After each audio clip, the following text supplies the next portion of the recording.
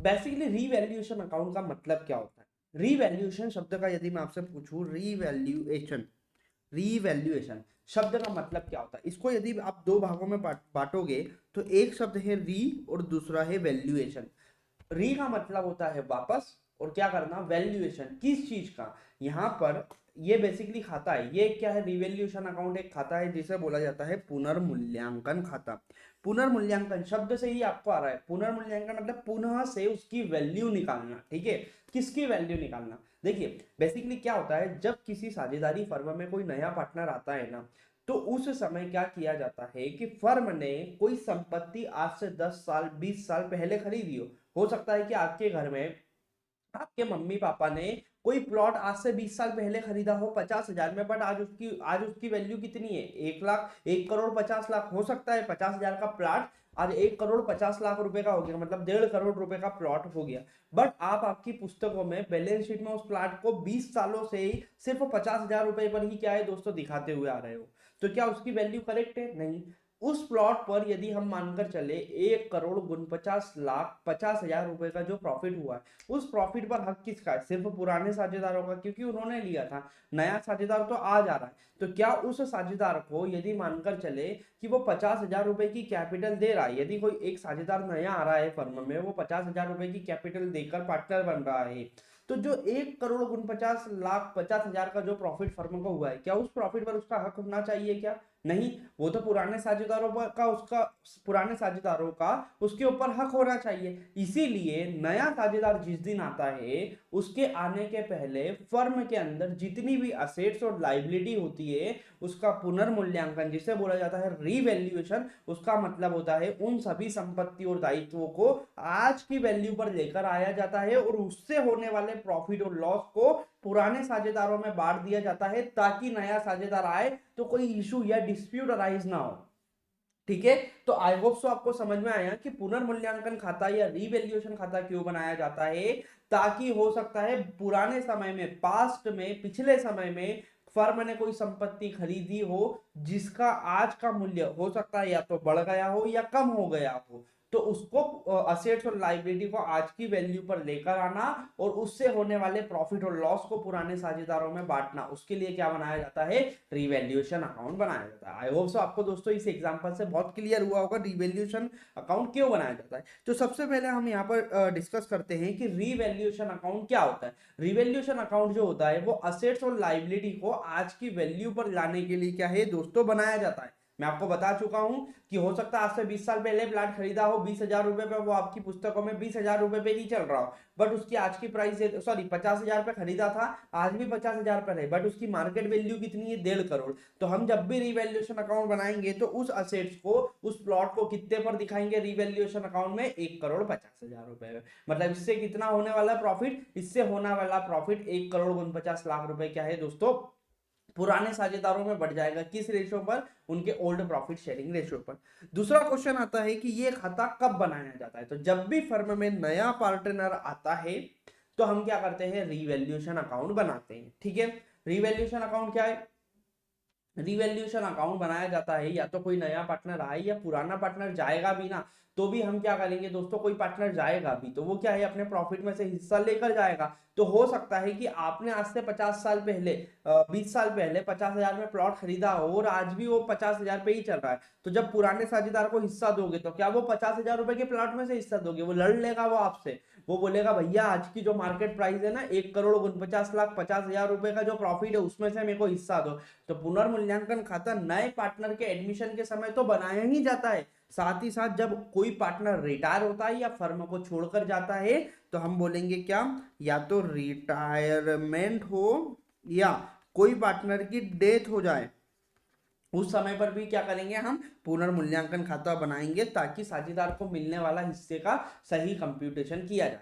Next question आता है कि जब ये रिवैल्यूएशन अकाउंट बनाओगे और रिवैल्यूएशन अकाउंट बनाने से जो भी प्रॉफिट या लॉस होगा तो उस प्रॉफिट और लॉस पर किसका हक होगा। तो रिवैल्यूएशन अकाउंट बनाने से रीवैल्यूएशन अकाउंट बनाने से जो भी प्रॉफिट या लॉस होगा उस पर हक किसका होगा, फर्म के ओल्ड पार्टनर्स का होगा। तो ओल्ड पार्टनर्स के बीच में ये प्रॉफिट क्या है दोस्तों, बांट दिया जाएगा। बट किस रेशो में बांटा जाएगा, क्वेश्चन आता है कि होने वाला जो रीवैल्यूएशन अकाउंट से प्रॉफिट होगा या लॉस होगा वो क्या करेंगे, हम ओल्ड पार्टनर्स में बांट देंगे। बट क्वेश्चन आता है किस रेशो में बांटेंगे, तो ये प्रॉफिट को दोस्तों बांटा जाएगा उनका जो ओल्ड प्रॉफिट शेयरिंग रेशो था, मतलब नए साझेदार के आने के पहले जो प्रॉफिट शेयरिंग रेशो रहेगा उस रेशो में इस प्रॉफिट को क्या है दोस्तों, बांट दिया जाएगा। आई होप तो दोस्तों आप लोगों को ये समझ में आया कि रीवैल्यूएशन अकाउंट क्या होता है, ये कब बनाया जाता है और इससे होने वाले प्रॉफिट और लॉस को किसको दिया जाता है और किस रेशो में दिया जाता है। ठीक है दोस्तों, तो इसके बाद यदि हम मूव ऑन करें आपकी एग्जामिनेशन में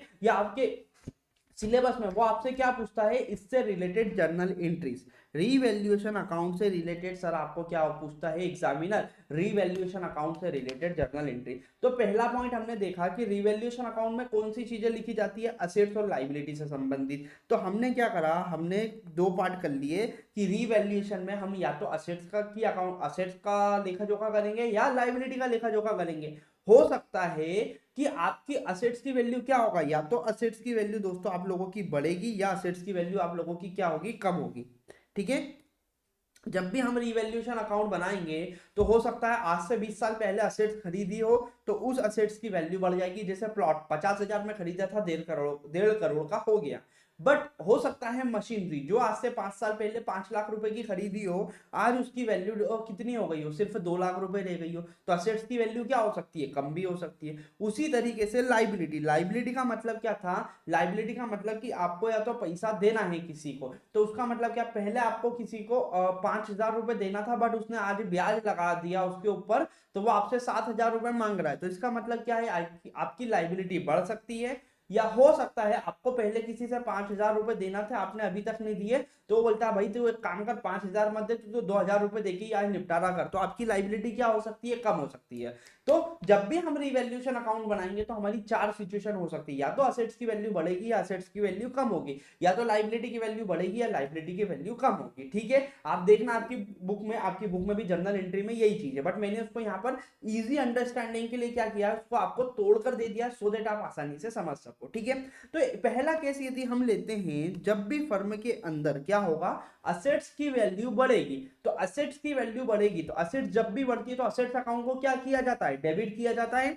तो हम क्या करेंगे, असेट्स अकाउंट को डेबिट कर देंगे, असेट्स बढ़ रही है। तो क्रेडिट किसको करेंगे, क्वेश्चन आता है क्रेडिट किसको करेंगे, तो दोस्तों क्रेडिट किया जाएगा रिवैल्यूएशन अकाउंट को। तो हम जब भी रिवैल्यूएशन अकाउंट बनाएंगे ना, देखिए जब भी हम रिवैल्यूएशन अकाउंट बनाएंगे तो रिवैल्यूएशन अकाउंट के क्रेडिट साइड में जब भी असेट्स बढ़ेगी तो कहां पर लिखेंगे, रिवैल्यूएशन अकाउंट के क्रेडिट साइड में। तो हमारी जर्नल एंट्री यहां पर क्या बनेगी दोस्तों, यहां पर जर्नल एंट्री बनेगी assets account debit to revaluation account, और रिवैल्यूएशन अकाउंट के क्या करेंगे, क्रेडिट साइड में ये लिख देंगे। ठीक है, दूसरा क्वेश्चन आता है सर कि जब भी असेट्स की वैल्यू कम होगी, तो असेट्स की वैल्यू कम होगी तो असेट्स खाते को क्या किया जाएगा, क्रेडिट किया जाएगा। तो क्वेश्चन आता है डेबिट किसे करें, तो डेबिट किया जाएगा रिवैल्यूएशन अकाउंट को। तो हमारी यहाँ पर जर्नल एंट्री क्या बनी, revaluation account debit to assets. तो जब भी हम रिवैल्यूएशन अकाउंट बनाएंगे और असेट्स की वैल्यू कम होगी तो हम क्या करेंगे, रिवैल्यूएशन अकाउंट के डेबिट साइड में क्या करेंगे, असेट्स का जो भी पैसा आएगा उसको लिख दिया जाएगा। आई होप सो असेट्स से रिगार्डिंग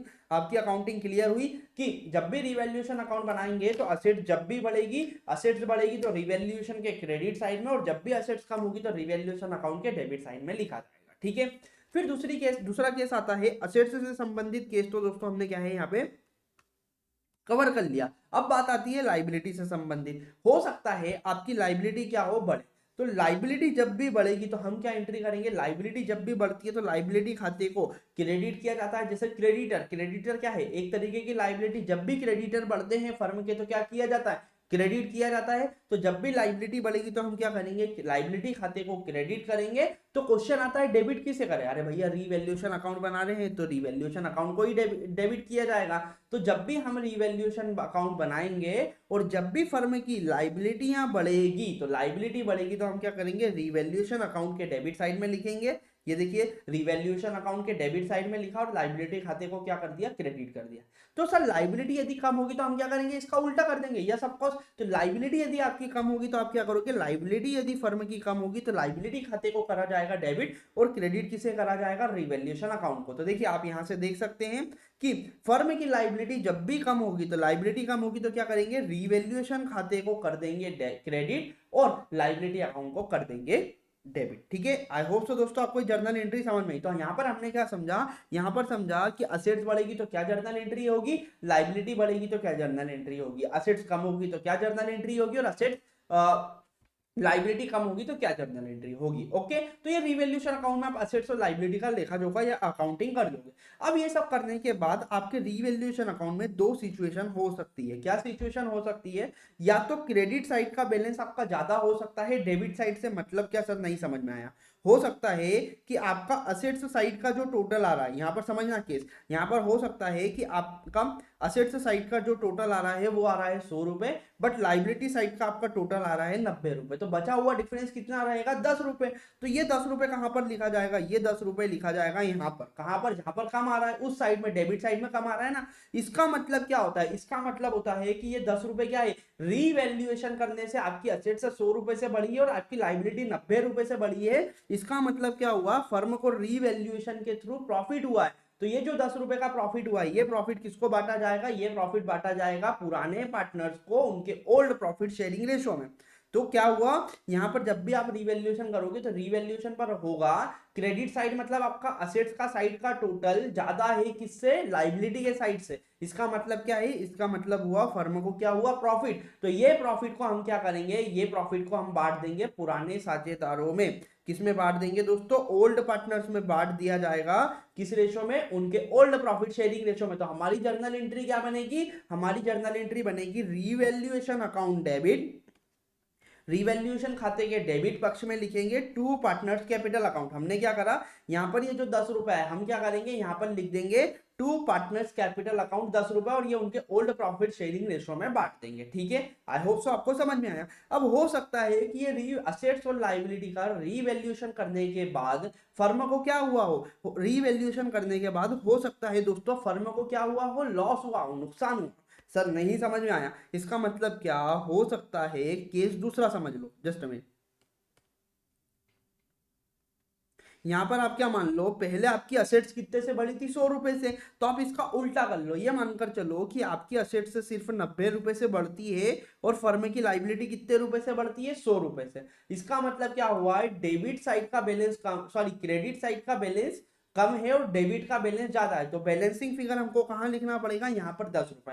इसका मतलब क्या होता है कि फर्म को क्या हुआ है, हानि हुई है। क्यों, क्योंकि असेट्स 90 रुपए से बढ़ी है, लाइबिलिटी 100 रुपए से बढ़ी है, मतलब 10 रुपए की लाइबिलिटी ज्यादा हो गई है। तो फर्म को क्या हुआ है, 10 रुपए का लॉस। तो ये 10 रुपए का लॉस क्या करेंगे, पुराने पार्टनर्स में, ओल्ड पार्टनर्स के ओल्ड प्रॉफिट शेयरिंग रेशो में दोस्तों बांट दिया जाएगा। तो हमारी जर्नल एंट्री क्या बनेगी, यहां पर जब आपका क्रेडिट साइड का टोटल कम है किससे, डेबिट साइड से, मतलब असेट्स जो है वो 90 रुपए से बढ़ी है और लाइबिलिटी 100 रुपए से बढ़ गई है। इसका मतलब क्या हुआ है, फर्म को नुकसान हुआ है। तो हम एंट्री क्या करेंगे, पार्टनर्स का capital account debit to revaluation, मतलब रिवैल्यूएशन खाते को क्या कर दिया, डेबिट पक्ष में। तो हमने क्या करा, सॉरी रिवैल्यूएशन अकाउंट के क्रेडिट पक्ष में जाकर हम लिख देंगे पार्टनर्स कैपिटल अकाउंट, 10 रुपए का लॉस। ठीक है, तो ये जो भी होगा रिवैल्यूएशन अकाउंट से होने वाला प्रॉफिट हो चाहे लॉस हो, इसको क्या करेंगे, पुराने जो भी साझेदार होंगे उनके ओल्ड प्रॉफिट शेयरिंग रेशो में बांट दिया जाएगा। ठीक है, सो दोस्तों यहां पर हम लोग बात कर रहे थे। अब आप देखो रिवैल्यूएशन अकाउंट आपको आसानी से समझ में आ जाएगा। जब भी आप रिवैल्यूएशन अकाउंट बनाओगे, रिवैल्यूएशन अकाउंट में कितने कॉलम होंगे,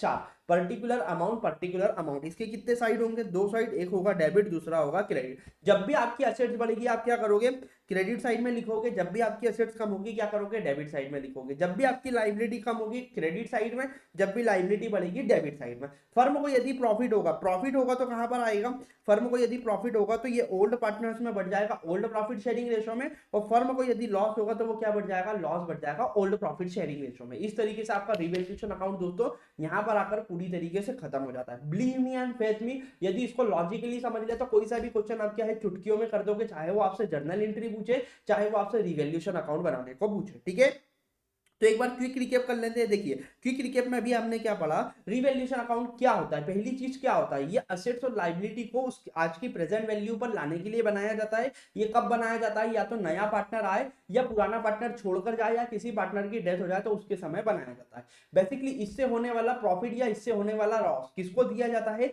रिवैल्यूएशन से होने वाला प्रॉफिट या लॉस पुराने साझेदारों को दिया जाता है। किस रेशो में दिया जाता है, उनके ओल्ड प्रॉफिट शेयरिंग रेशो में दिया जाता है। नेक्स्ट क्वेश्चन आता है कि जर्नल एंट्री कैसे करेंगे। रिवैल्यूएशन अकाउंट बनाते समय आपकी दो चीजें होगी, असेट्स या तो बढ़ेगी या असेट्स कम होगी, या लाइबिलिटी बढ़ेगी या लाइबिलिटी कम होगी। असेट्स बढ़ेगी तो असेट्स हमेशा डेबिट होती है बढ़ते समय, तो असेट्स अकाउंट को डेबिट करेंगे और रिवैल्यूएशन अकाउंट को क्रेडिट करेंगे। जब लाइबिलिटी असेट्स कम होगी तो असेट्स कम होगी तो असेट्स के खाते को किया जाता है क्रेडिट, और तो डेबिट किसे करेंगे, डेबिट करेंगे रिवैल्यूएशन अकाउंट को। लाइबिलिटी यदि बढ़ेगी तो लाइबिलिटी बढ़ते हैं तो लाइबिलिटी खाते को क्या किया जाता है, क्रेडिट किया जाता है, इसलिए लाइबिलिटी खाते को क्रेडिट करेंगे और डेबिट किसे करेंगे, रिवैल्यूएशन अकाउंट को। लाइबिलिटी यदि कम होती है तो लाइबिलिटी को डेबिट किया जाता है, तो क्रेडिट किसे करेंगे, क्रेडिट करेंगे रिवैल्यूएशन अकाउंट को। जब भी ये करने के बाद असेट्स और लाइबिलिटी का बैलेंस लिखने के बाद दो सिचुएशन होगी, या तो असेट का बैलेंस, असेट साइड का टोटल ज्यादा होगा किससे, लाइबिलिटी साइड से, तब हम बोलेंगे यदि असेट्स का टोटल ज्यादा है लाइबिलिटी से तो उसका मतलब है फर्म को क्या हुआ, रिवैल्यूएशन करने से